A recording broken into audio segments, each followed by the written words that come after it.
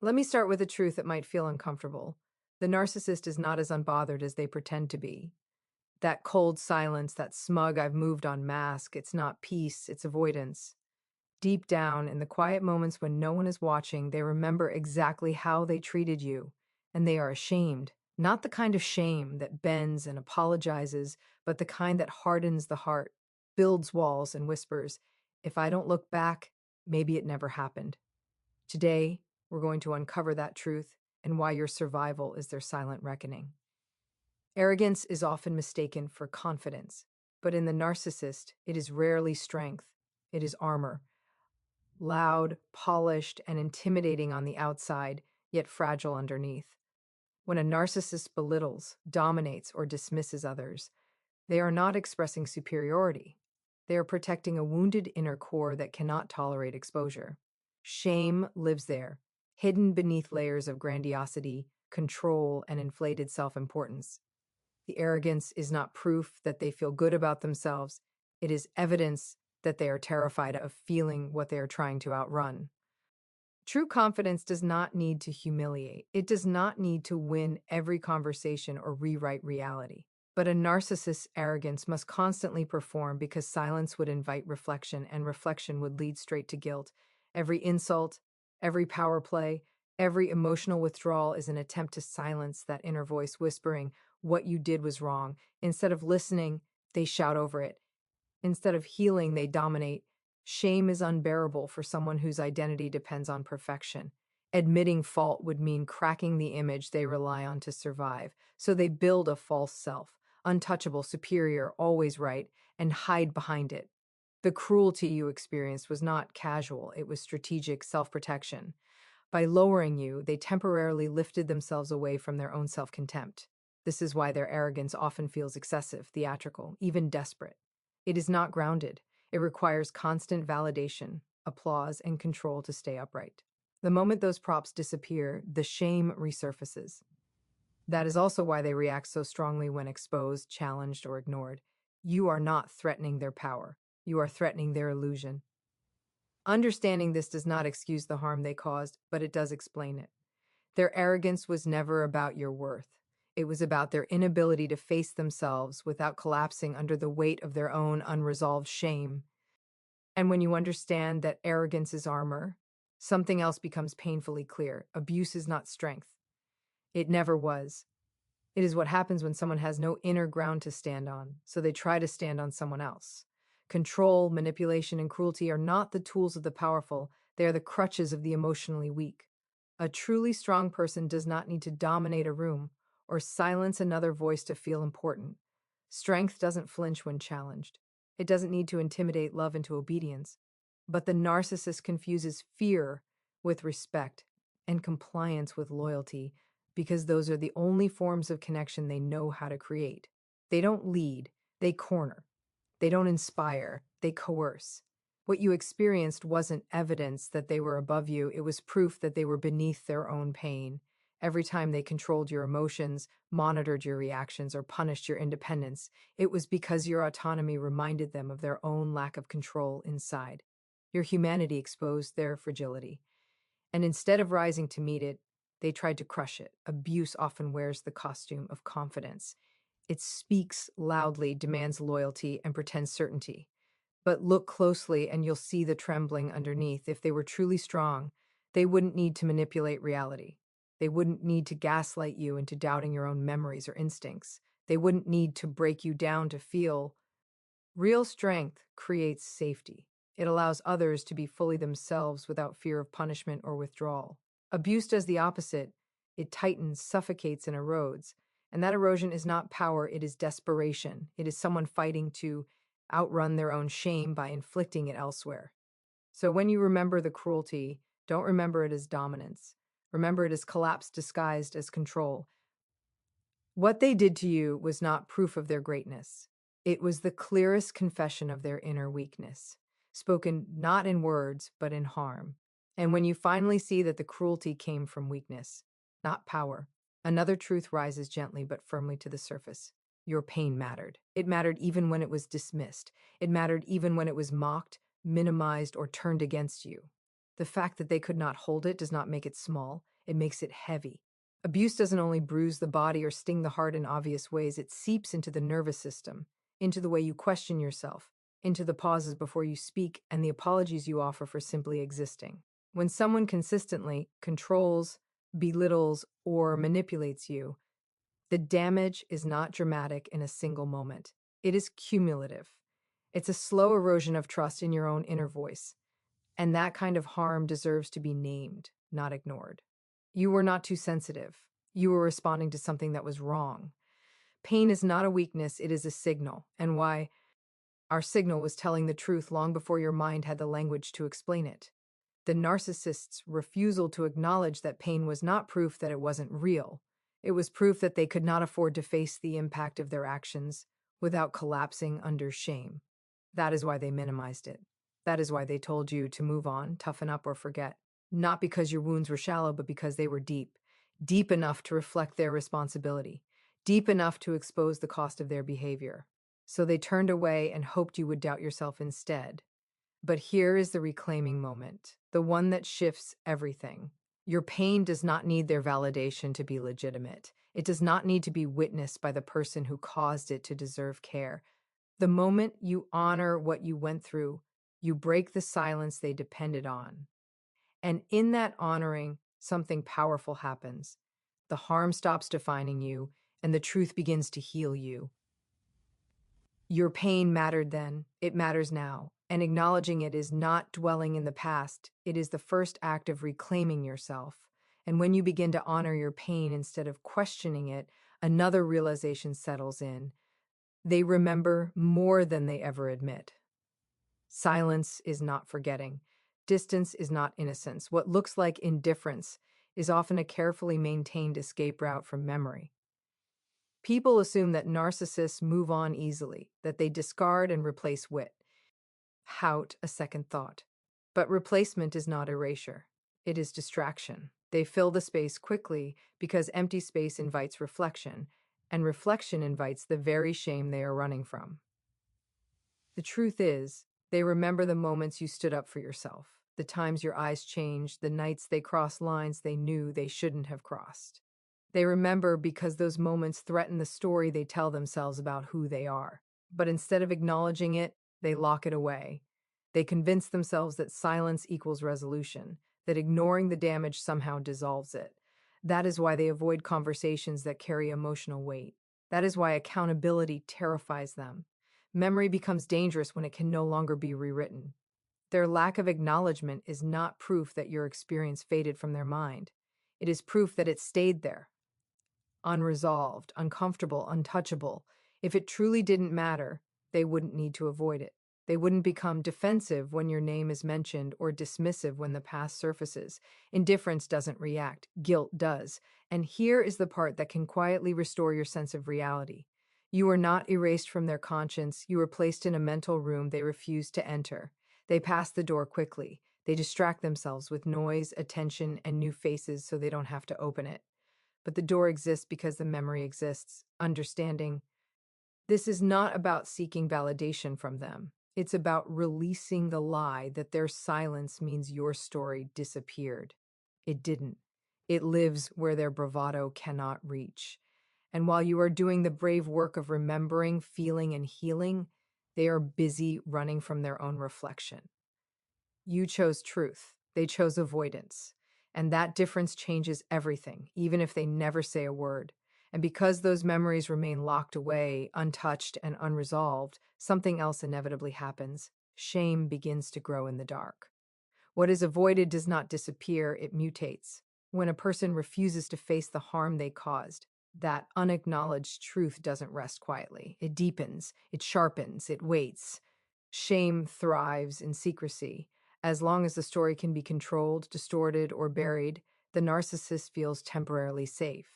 But the moment the narrative slips beyond their grip, the moment they can no longer define who you are or what happened, the darkness they relied on starts to close in on them. They are no longer the author of the story, they are merely a character in it. And that loss of control is where shame becomes unavoidable. This is why your voice, even when spoken softly, carries such weight. When you name your experience, when you stop protecting their image, the truth steps into the light. And shame, unlike guilt, does not respond with repair. It responds with panic. Defensiveness increases. Smear campaigns emerge. Coldness replaces charm. These are not signs of confidence, they are symptoms of exposure. They depended on silence to survive, on your confusion, on your self-doubt, on your willingness to carry the emotional burden alone. But once the truth exists outside of them, once it is seen, heard, or even simply accepted by you, it can no longer be erased. The darkness that once hid their behavior becomes a mirror instead. And here is the quiet power in that realization. You don't need to shout for the light to work. You don't need to convince anyone. The moment the truth is acknowledged, shame loses its hiding place. It doesn't matter whether they admit it out loud. Internally, the shift has already occurred. You stepped out of the dark. They stayed behind with what they refused to face. And in that separation, something profound happens. The weight they placed on you begins to return to where it always belonged. Not as punishment, not as revenge, but as truth reclaiming its rightful place. Shame can survive many things, but it cannot survive the light. And you became that light the moment you chose honesty over silence. And once the truth is in the light, something even more unsettling happens for them.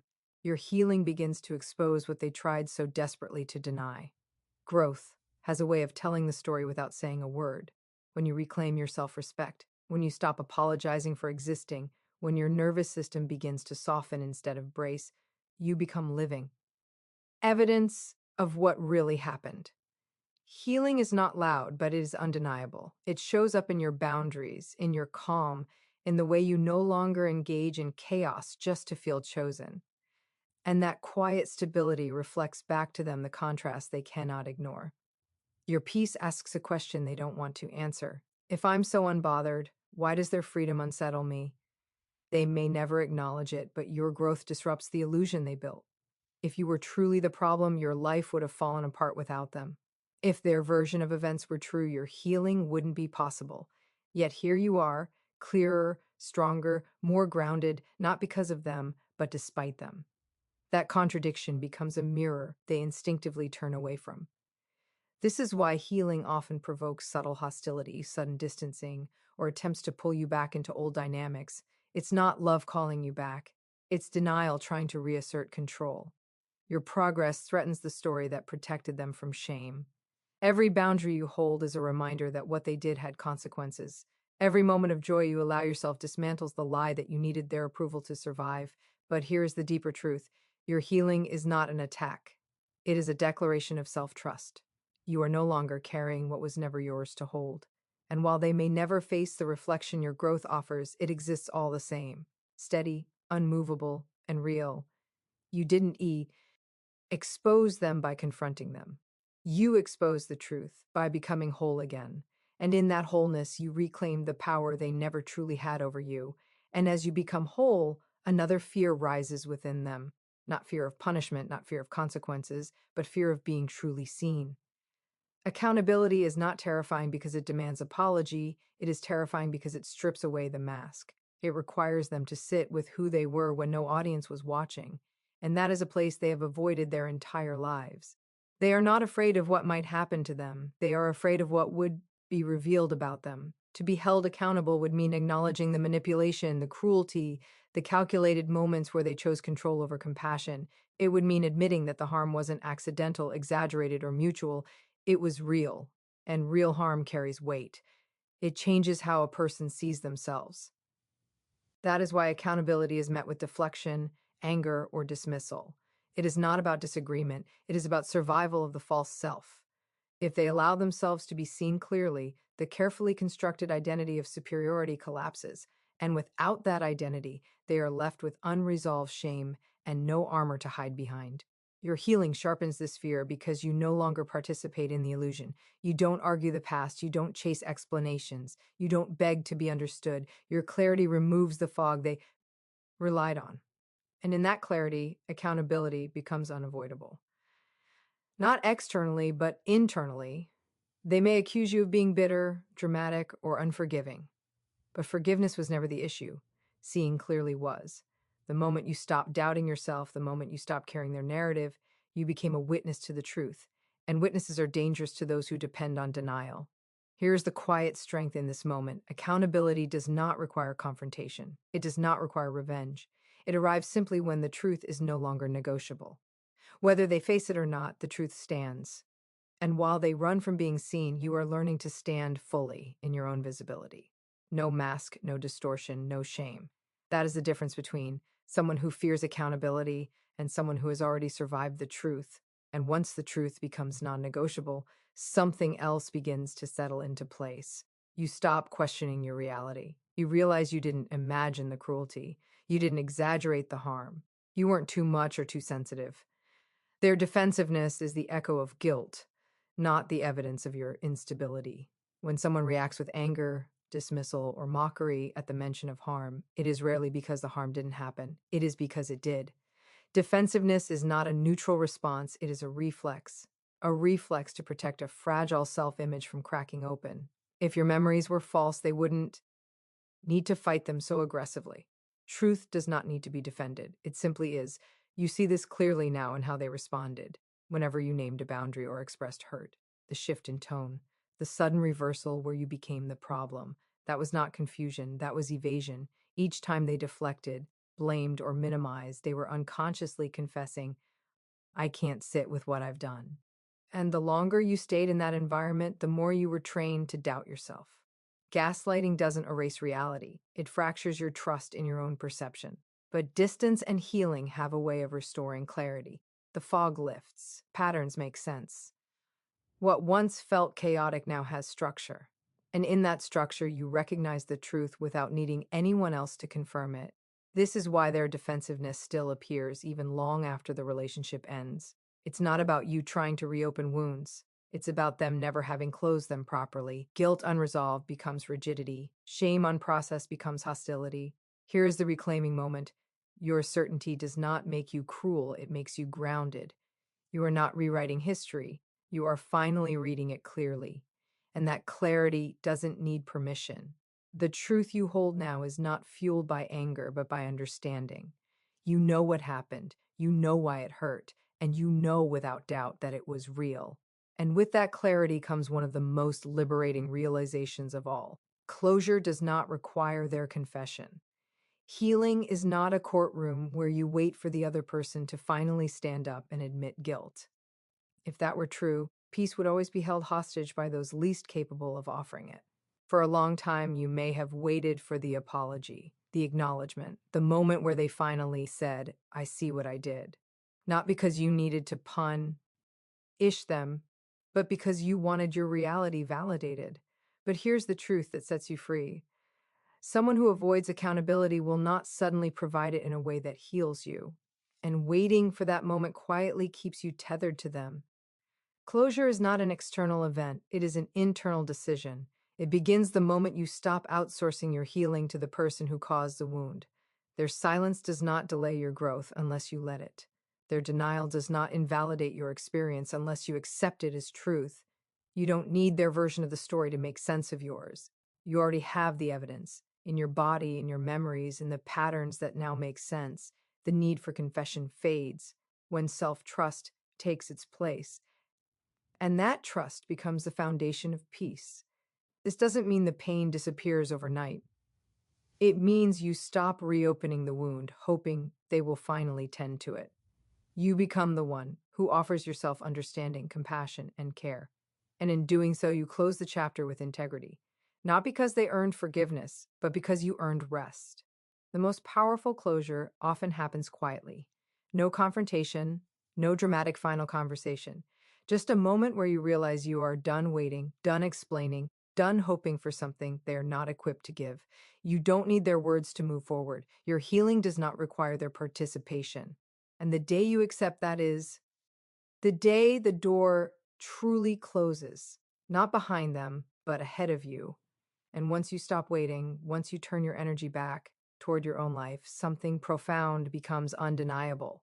Your survival is the victory, not because you escaped untouched, but because you were touched and still chose to heal.